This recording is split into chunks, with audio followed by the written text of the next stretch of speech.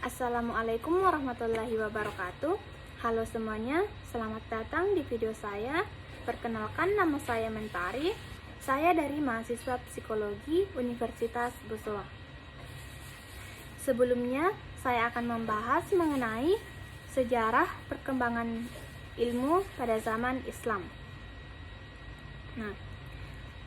Sejak awal kelahirannya, Islam sudah memberikan penghargaan yang begitu besar kepada ilmu, sebagaimana sudah diketahui bahwa Nabi Muhammad SAW ketika diutus oleh Allah sebagai Rasul, hidup dalam masyarakat yang terbelakang, di mana paganisme tumbuh menjadi sebuah identitas yang melekat pada masyarakat Arab masa itu. Kemudian Islam datang menawarkan cahaya penerang yang mengubah masyarakat Arab jahiliyah menjadi masyarakat berilmu dan beradab. Kalau dilacak akar sejarahnya, pandangan Islam tentang pentingnya ilmu tumbuh bersamaan dengan munculnya Islam itu sendiri. Ketika Rasulullah SAW menerima wahyu pertama yang mula-mula diperintahkan kepadanya Allah membaca, Jibril memerintahkan Muhammad dengan bacalah dengan menyebut nama Tuhanmu yang menciptakan. Dari kata Iqra inilah kemudian lahir aneka makna seperti menyampaikan, menelaah, mendalami, meneliti, mengetahui ciri sesuatu, dan membaca teks baik yang tertulis maupun tidak. Selanjutnya, ada juga ayat lain yang menyatakan, katakanlah, apakah sama orang-orang yang mengetahui atau berilmu dengan orang-orang yang tidak mengetahui? Sesungguhnya, hanya orang-orang yang berakallah yang dapat menerima pelajaran. Peran itu adalah pertama, prinsip-prinsip semua ilmu dipandang kaum muslimin terdapat dalam Al-Quran, dan sejauh pemahaman terhadap Al-Quran, terdapat pula penafsiran yang bersifat esoteris terhadap kitab suci ini yang memungkinkan tidak hanya pengungkapan misteri-misteri yang dikandungnya. Selanjutnya, sejarah dan perkembangan ilmu dalam Islam. Penulis mencoba membagi sejarah perkembangan ilmu dalam Islam dalam beberapa zaman seperti uraian berikut ini. Pertama, penyampaian ilmu dan filsafat Yunani ke dunia Islam. Pengalihan pengetahuan ilmiah dan filsafat Yunani ke dalam dunia Islam dan penyerapan serta pengintegrasian pengetahuan itu oleh umat Islam merupakan sebuah catatan sejarah yang sangat unik, yang kemudian menjadikannya landasan bagi perkembangan intelektual dan pemahaman filosofisnya. Dalam perjalanan ilmu dan juga filsafat di dunia Islam, pada dasarnya terdapat upaya rekonsiliasi dalam arti mendekatkan dan mempertemukan dua pandangan yang berbeda.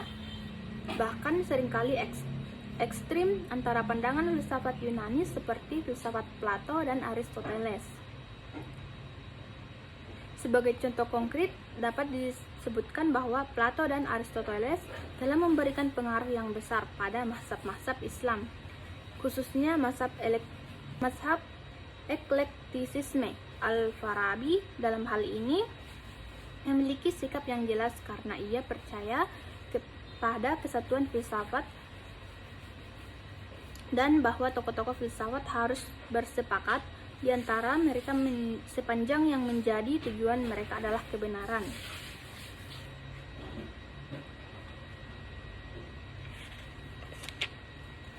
Selanjutnya, ketika berbicara tentang proses penyampaian ilmu dan filsafat Yunani ke dunia Islam, selanjutnya menurut C.A. Kadir, proses penerjemahan dan penafsiran buku-buku Yunani di negeri-negeri Arab dimulai jauh sebelum lahirnya agama Islam atau penaklukan Timur dekat oleh bangsa Arab pada tahun 641 Masehi.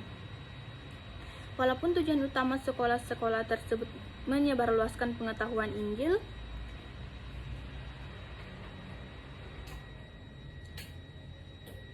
di kalangan umat Kristen Suriah, terutama kaum Nestorian, ilmu pengetahuan Yunani dipelajari dan disebarluaskan melalui sekolah-sekolah mereka. Walaupun tujuan utama sekolah-sekolah tersebut menyebarluaskan pengetahuan Injil, namun pengetahuan ilmiah seperti kedokteran banyak diminati oleh para pelajar. Sayangnya, pihak gereja memandang ilmu kedokteran itu sebagai ilmu sekular, dan dengan demikian posisinya lebih rendah daripada ilmu pengobatan spiritual yang merupakan hak istimewa para pendeta.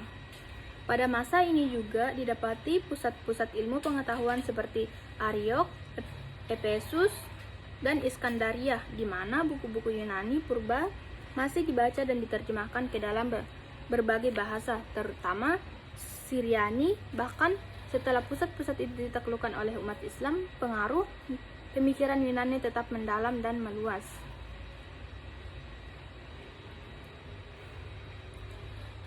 Teologi kalangan Kristen konservatif ortodoks setelah ia terpengaruh oleh alam pikiran Yunani tersebut, ia bersama pengikutnya kemudian hijrah ke Suriah dan melanjutkan kegiatan ilmu pengetahuan dan filsafat Yunani. Kegiatan ini pada gilirannya menghasilkan terjemahan karya filosof Yunani seperti Porphyrius, di antaranya adalah Pusat-pusat ilmu pengetahuan yang dipimpin oleh umat Kristen ini terus berkembang dengan bebasnya sampai mereka berada di bawah kekuasaan Islam. Hal ini menunjukkan bahwa Islam tidak hanya mendukung adanya kebebasan intelektual, tetapi juga membuktikan kecintaan umat Islam terhadap ilmu, pengetahuan, dan sikap hormat kepada ilmuwan tanpa memandang agama mereka. Yang kedua, perkembangan ilmu pada masa Islam klasik.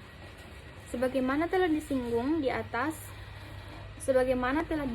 di atas, bahwa pentingnya ilmu pengetahuan sangat ditekankan oleh Islam sejak awal. Mulai masa Nabi sampai dengan Khulafah Al-Rasyidun, pertumbuhan dan perkembangan ilmu berjalan dengan pesat seiring dengan tantangan zaman. Selanjutnya, kaitannya dengan perkembangan ilmu dalam Islam adalah peristiwa fitnah Al-Kubra.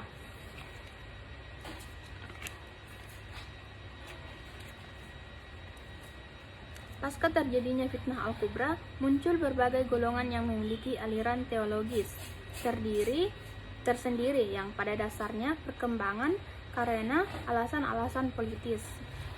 Ada dua tokoh, jarang mencatat dua orang tokoh besar yang tidak ikut terlibat dalam perdebatan teologis yang cenderung mengkafirkan satu sama lain, tetapi justru mencurahkan perhatiannya pada bidang ilmu agama.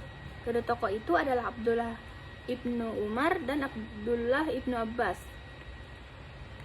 Kedua tokoh ini sering disebut sebagai pelopor tumbuhnya institusi keulamaan dalam Islam, sekaligus berarti pelopor kajian mendalam dan sistematis tentang agama Islam.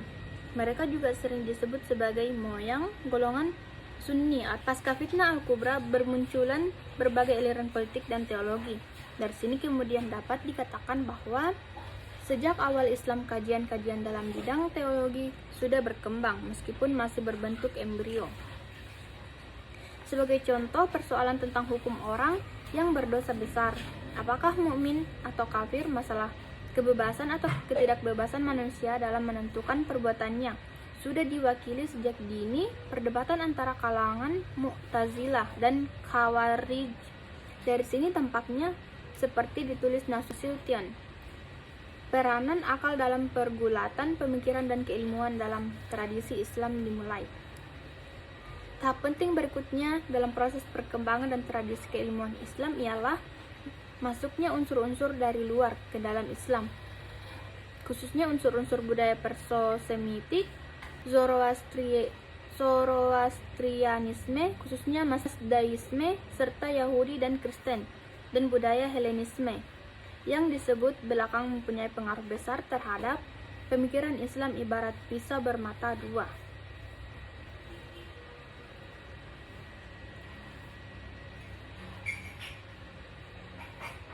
Dari adanya pandangan yang dikotomis antara keduanya, kemudian muncul usaha menengahi dengan menggunakan argumen Helenisme, terutama filsafat Aristoteles.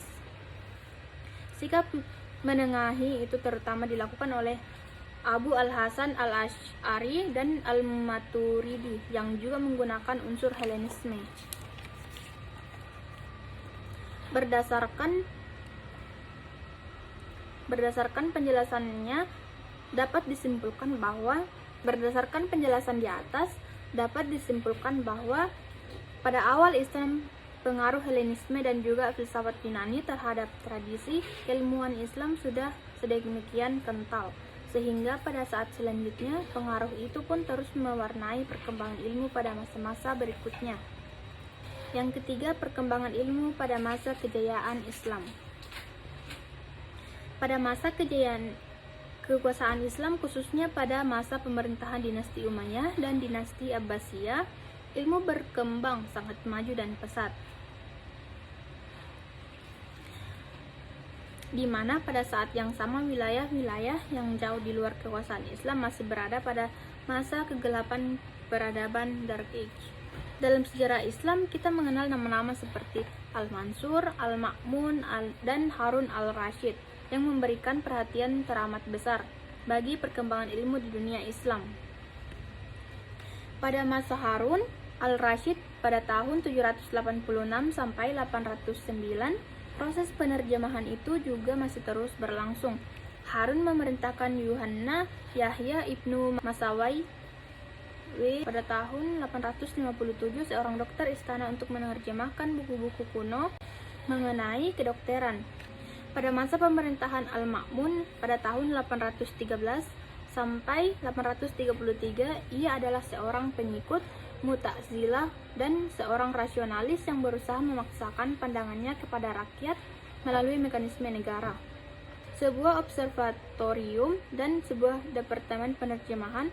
Orang terpenting di Bait al-Hikmah adalah Hunain, seorang murid Masawai yang telah berjasa menerjemahkan buku-buku Plato, Aristoteles, Galenus, Apollonius, dan Archimedes.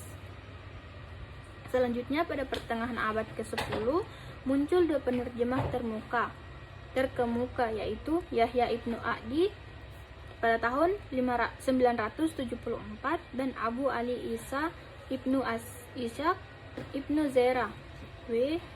1008. Yahya banyak memperbaiki terjemahan dan menulis komentar mengenai karya-karya Aristoteles seperti kategoris, sofis, poetis, metafisik, dan karya Plato seperti Timaeus dan Laus. Yahya juga dikenal sebagai ahli logika dan menerjemahkan. Salah satu bukti nyata dari ini adalah Kitab Al-Syifa, sebuah ensiklopedia filsafat Arab yang terbesar, yang berisi 4 bagian. Bagian 1 mengenai logika, bagian 2 tentang fisika, bagian 3 tentang matematika, dan bagian keempat membahas metafisika, dan bagian fisika Ibnu Sina memasukkan ilmu-ilmu psikologi, zoologi, geologi, dan botani. Dan pada bagian matematika, ia membahas geometri, ilmu hitung, astronomi, dan musik. Selain tokoh di atas, kita juga mengenal Al-Kindi, seorang ilmuwan yang lebih sering disebut saintis ketimbang filosof, yang berminat besar dalam bidang matematika dan fisika.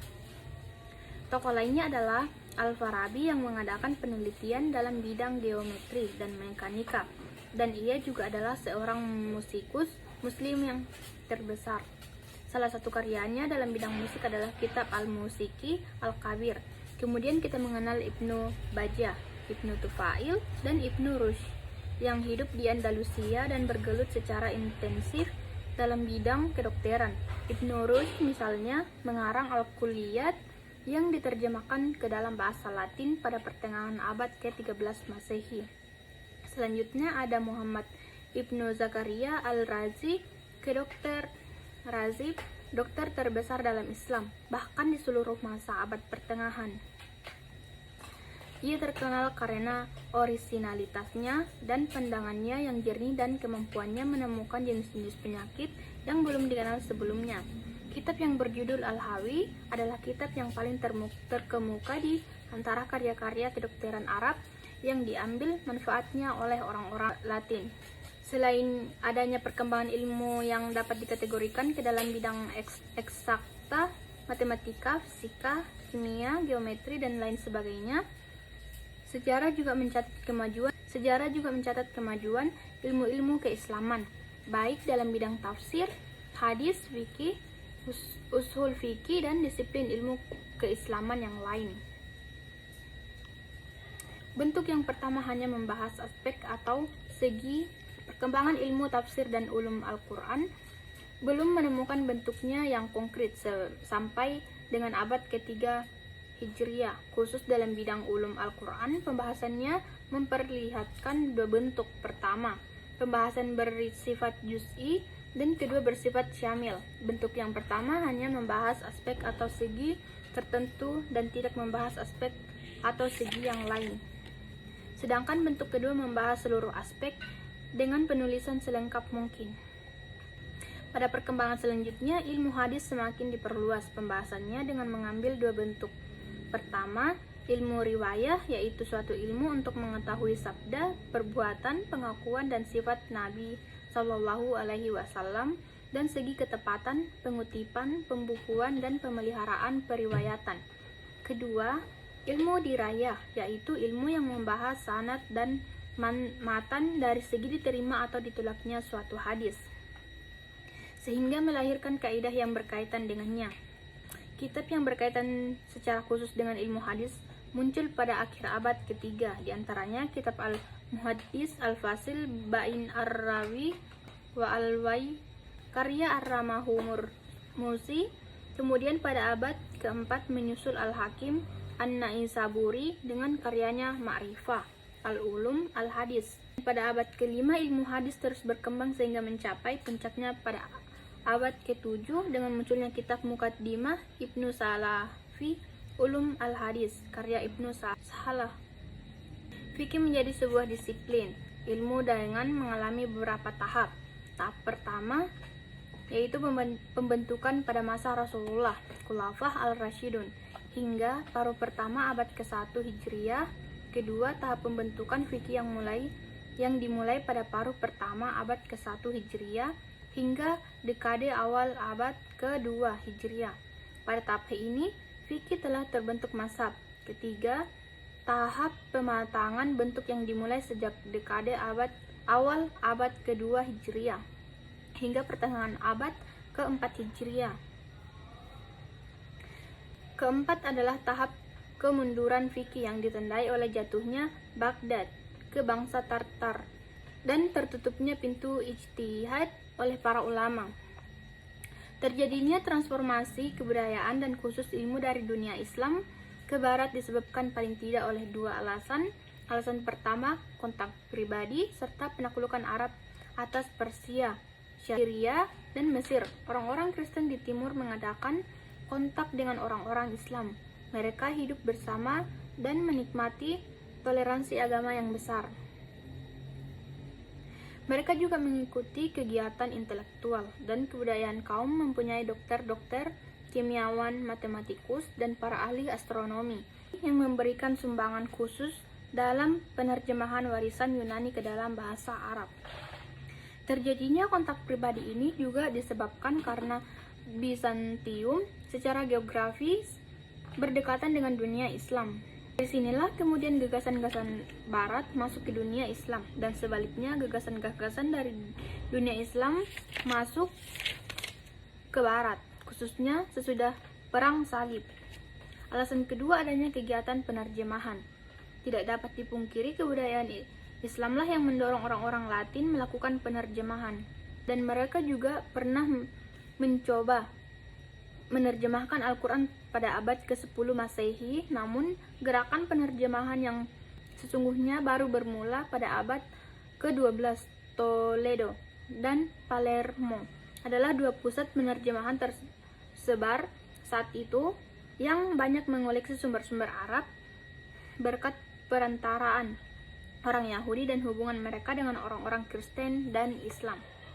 Yang keempat, masa keruntuhan tradisi keilmuan dalam Islam.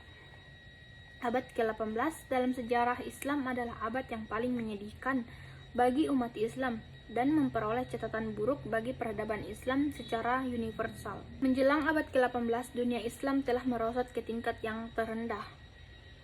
Islam tampaknya sudah mati, dan yang tertinggal hanyalah cangkangnya yang kering, kerontang, berupa ritual tanpa jiwa dan tahayul yang merendahkan martabat umatnya.